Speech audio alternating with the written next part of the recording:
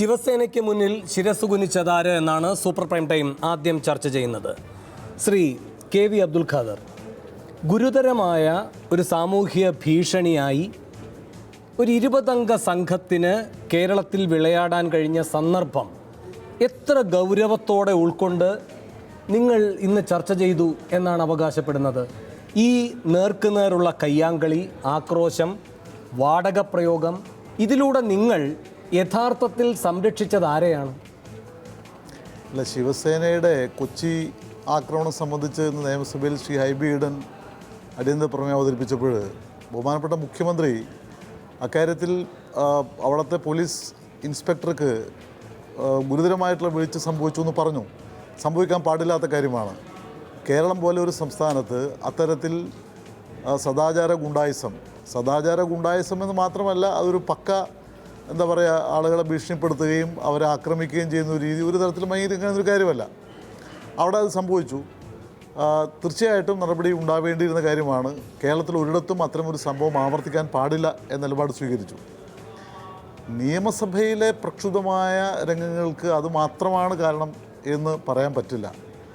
നിയമസഭയിൽ ഹൈബി ഈഡൻ ഇന്ന് വിഷയം അവതരിപ്പിച്ചുകൊണ്ട് സംസാരിച്ചപ്പോൾ പറയാത്ത കാര്യങ്ങൾ, അവരുടെ നോട്ടീസിലില്ലാത്ത കാര്യങ്ങൾ, പ്രതിപക്ഷ നേതാവ് അദ്ദേഹത്തിൻ്റെ വാക്കൗട്ട് പ്രസംഗത്തിൽ ഒട്ടും അടിസ്ഥാനമില്ലാത്ത ചില കാര്യങ്ങൾ പറഞ്ഞതാണ് സഭയിലെ പ്രക്ഷുബ്ധമായ രംഗങ്ങൾക്കിടയാക്കിയത്.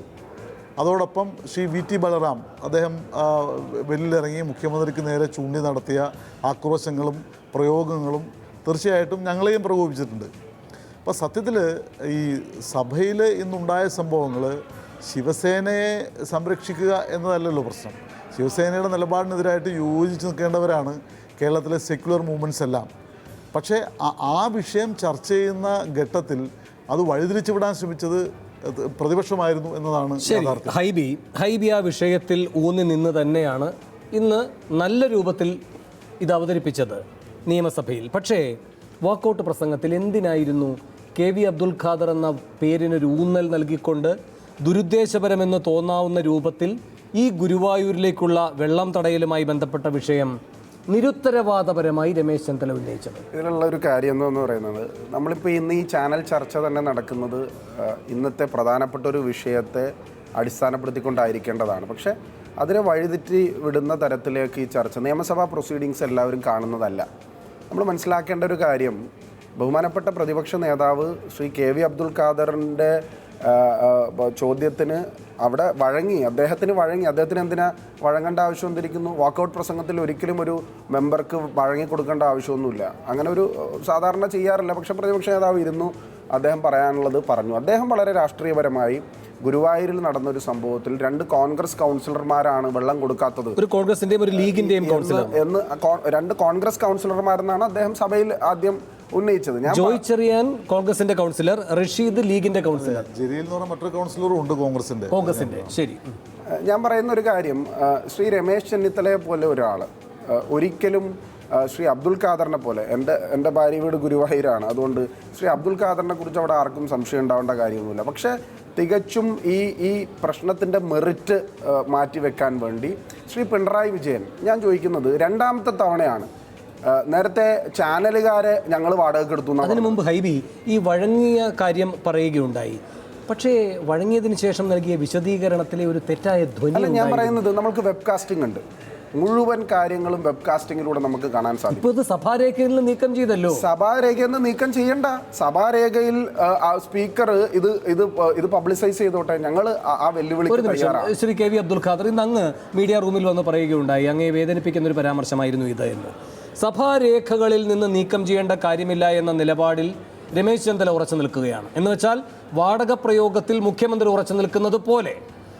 അതുകൊണ്ടാണ് രമേശ് പറയുന്നത് ഏകപക്ഷീയമായിരുന്നു സ്പീക്കറുടെ നടപടിയെന്നും. കാരണം രമേശ് തെറ്റ് ചെയ്തിട്ടില്ല എന്ന് ഉറപ്പുണ്ട്, ആ കാര്യം രേഖയിൽ നിന്ന് മാറ്റുന്നു.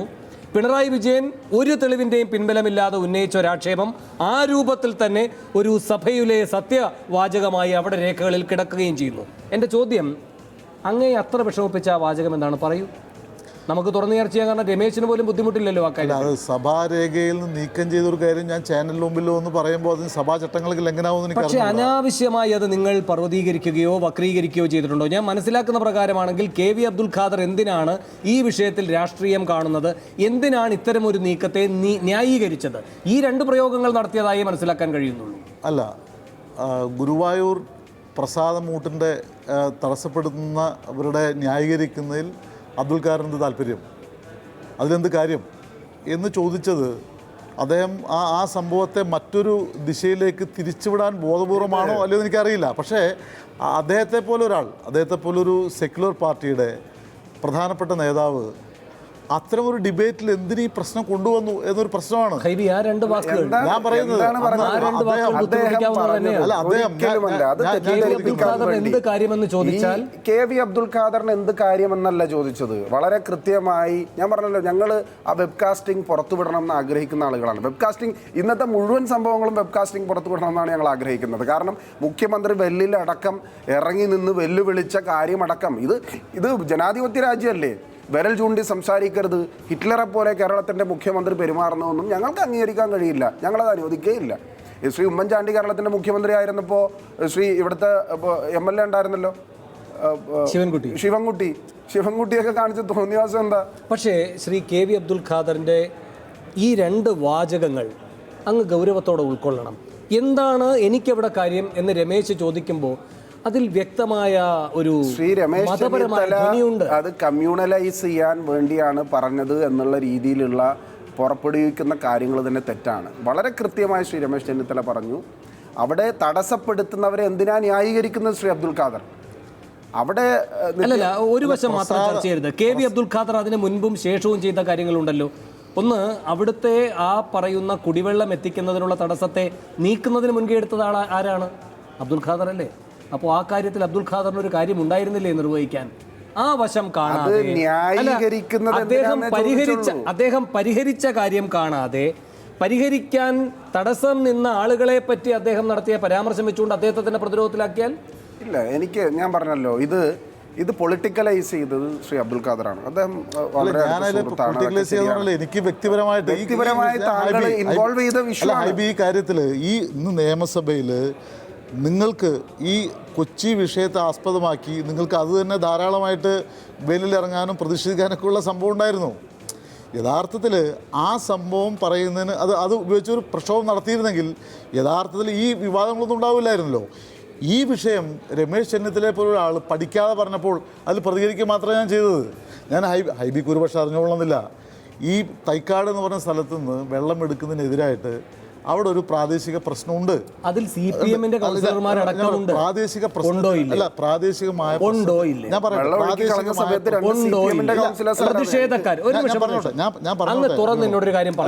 പറഞ്ഞോട്ടെ. അതായത് ഈ വിഷയത്തിന്റെ മുന്നിൽ ജോയ് ചെറിയാനും ജലീലും പിന്നെ റഷീദും ഇവരൊക്കെ ഉണ്ട്.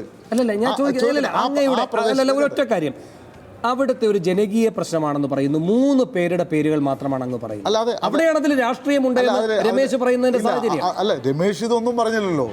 രമേശ് പറഞ്ഞത് ഈ അവരുടെ പാർട്ടിയുടെ ആളുകൾ ഉൾപ്പെടെയുള്ള ആളുകൾ സദാചാര ഗുണ്ടകളും വെള്ളം ഒഴുക്കി വിടുന്നവരും ഉത്സവം തടസ്സപ്പെട്ടിരിക്കുന്നു എന്ന് രമേശിനെ പോലെ പ്രതിപക്ഷ നേതാവ് നിയമസഭയിൽ പറയുന്നത് ഗൗരവമല്ല എന്ന് ഹൈബി പറഞ്ഞാൽ എനിക്കെന്ത് പറയാനോ? ഞാൻ അങ്ങനെ ഗൗരവമല്ല.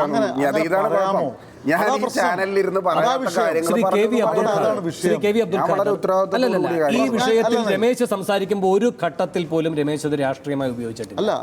രമേശ് പറഞ്ഞത് സദാചാര ഗുണ്ടകൾ അവിടെ ഉണ്ടായിരുന്നു എന്ന് പറഞ്ഞത് തെറ്റായിരുന്നു.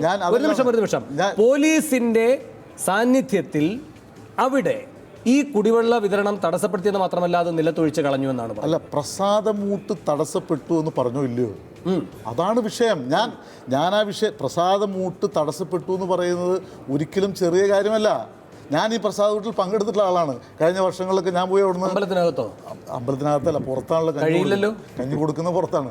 അമ്പലത്തിനകത്ത് KV അബ്ദുൽ ഖാദറിന് കയറാൻ കഴിയില്ലല്ലോ. ആ അമ്പലത്തെ പറ്റിയാണ് അങ്ങ് പറഞ്ഞത് ഗുരുവായൂർ മതേതര സ്ഥാപനം ആണ്. അത് ഞാൻ ഉറച്ചു വിശ്വസിക്കുന്നു. കാരണം ഗുരുവായൂർ മതേതര സ്ഥാപനം എന്ന് പറയുമ്പോൾ ആ പിന്നെ അമ്പലത്തോട് എല്ലാ മതത്തിൽപ്പെട്ട ആളുകൾക്കുള്ള ഒരു വിശ്വാസവും ആദരവുമുണ്ട്. അല്ല, അത് അങ്ങയുടെ മഹത്വം, അത് ആ അമ്പലത്തിന് ചാർത്തി കൊടുക്കണം. ആ അമ്പലം ഹിന്ദുക്കളെ കയറ്റുന്നില്ല. അല്ല, അത് വേറെ അപ്പൊ അതുകൊണ്ടൊരു മതേതര കേന്ദ്രമല്ല. അതൊരു മതേതര കേന്ദ്രമല്ല. അല്ല, അതെന്ന് വെച്ചാൽ അത് വിശ്വാസങ്ങൾക്കപ്പുറം ചില കേന്ദ്രങ്ങളോട് നമുക്ക് വൈകാരികമായ ആഭിമുഖ്യം ഉണ്ടാവും. ഞാൻ പറയട്ടെ, അങ്ങ് ഗുരുവായൂരിനെ കുറിച്ച് ഒന്നും കൂടി പഠിക്കണം. ഗുരുവായൂർ 1970 അമ്പലം കത്തി. 1970 അമ്പലം കത്തിയപ്പോൾ അവിടെ തൊട്ടടുത്തുള്ള മുസ്ലിം പള്ളിയിൽ ബാങ്ക് വിളിച്ച അല്ല, ഞാൻ ശരിയല്ല എന്ന് പറഞ്ഞത് വസ്തുതയാണ്. തൊട്ടടുത്ത ക്രിസ്ത്യൻ ചർച്ചിൽ നിന്ന് മണിയടിച്ച ആളെ കൂട്ടി ഇത് കെടുത്താൻ ശ്രമം നടത്തി. അപ്പോൾ അതൊരു വൈകാരികമായ ആഭിമുഖ്യത്തിന്റെ പ്രശ്നമുണ്ട്. പറ്റിയിട്ടില്ല. അല്ല, ഇതെങ്ങനെ കഴിയും? പിന്നെ ശ്രമം നടത്തിയാൽ എല്ലാം നടന്നോളുന്നില്ലല്ലോ. ഇല്ല, പക്ഷെ അതൊരു മതേതര കേന്ദ്രമാണ്. അതൊരു മതേതര കേന്ദ്രമാണെന്ന് പറയരുത്. അല്ല, മതേതര കേന്ദ്രം എന്ന് പറയുന്നത് അതിന് ഒരു ട്രഡീഷൻ ഉണ്ട്. സെക്യുലർ ഫൈറ്റിൻ്റെ, നമ്മുടെ നവോത്ഥാന പോരാട്ടങ്ങളുടെ, സ്വാതന്ത്ര്യ സമര പോരാട്ടങ്ങളുടെ ഒക്കെ ഒരു ട്രഡീഷൻ ഉണ്ട്. അപ്പോൾ അതിനെ, ഗുരുവായൂരിനെ നമ്മൾ കാണുന്നത് തീർച്ചയായിട്ടും അതിനകത്ത് മറ്റുള്ളവർ കയറാൻ ഒരു കോൺസ്റ്റിറ്റ്യുവൻസി പ്രതിസന്ധിയാണ് താങ്കൾ നേരിട്ടത്, അല്ലാതെ ഒരു കമ്മ്യൂണൽ പ്രതിസന്ധി അല്ല. അവിടുത്തെ പ്രസാദ വോട്ട് തടയപ്പെട്ടു എന്ന് പറയുമ്പോൾ അങ്ങേക്ക് വ്രണപ്പെട്ടുവെങ്കിൽ അത് മതവികാരമല്ല, അതൊരു വോട്ട് വികാരമാണ്.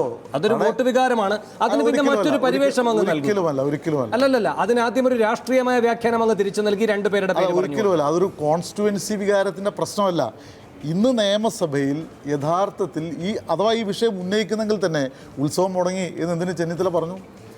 ഉത്സവമൊക്കെ കേരളത്തിൽ അങ്ങിങ്ങ് പലയിടങ്ങളിലായി മുടങ്ങുകയോ പരിമിതപ്പെടുകയോ ചെയ്യുന്നുണ്ട്. അല്ലല്ല, ഈ തിരുവനന്തപുരത്തെ ചില പ്രധാനപ്പെട്ട ക്ഷേത്രങ്ങളിൽ